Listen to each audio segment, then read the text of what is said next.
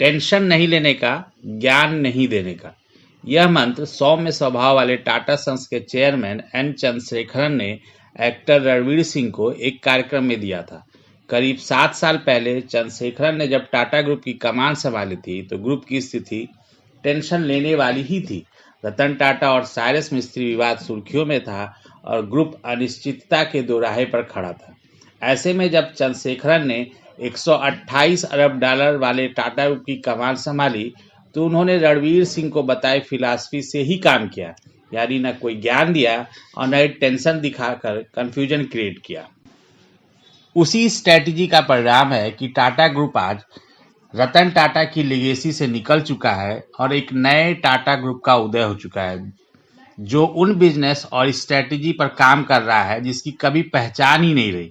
मसलन 1868 में शुरू हुए टाटा ग्रुप की पहचान बड़ी मैन्युफैक्चरिंग करने वाली ग्रुप की रही है, जिसके प्रोडक्ट स्टील, बड़े बड़े कमर्शियल वाहन जैसे बस, ट्रक, नमक, चाय, केमिकल, मेटल, ताज होटल बनाने वाली प्रमुख कंपनी की रही है। इसके अलावा बीच में रतन टाटा ने कार बाजार में बड़ा बाजार हथियाने की कोशिश की, लेकिन वह दाव उम्मीदों के अनुसार परवान नहीं चढ़ पाया। अगर मॉडर्न बिजनेस की बात की जाए तो सॉफ्टवेयर सेवाएं देने वाली कंपनी टीसीएस ही ग्लोबल लेवल पर अहम स्थान रखती थी, लेकिन अब वही टाटा ग्रुप उन बिजनेस में एंट्री कर चुका है जिसने शायद 5-6 साल पहले सोचा भी नहीं होगा। ग्रुप आईफोन बनाने वाली पहली भारतीय कंपनी बन चुका है। इसके अलावा ग्रुप की कंपनी टाटा कम्युनिकेशंस गुजरात में 7.6 लाख करोड़ के निवेश से सेमीकंडक्टर प्लांट लगाने जा रही है, जो भारत में पहली सेमीकंडक्टर चिप का 2026 में उत्पादन करेगी। और ऐसी खबरें हैं कि वह एलन मस्क के लिए पूरी दुनिया में चिप सप्लाई का बड़ा पार्टनर बनने जा रहा है। इसी तरह इलेक्ट्रिक कार बाजार में वह भारत में मार्केट लीडर बन चुकी है। और टाटा ऑटोमोबाइल रिवाइवल के बाद करीब 1 दशक बाद टाटा के कार डीलर्स मुनाफे में आए हैं। यहाँ पर टिगोर, टियागो, नेक्सॉन का कमाल दिखा है।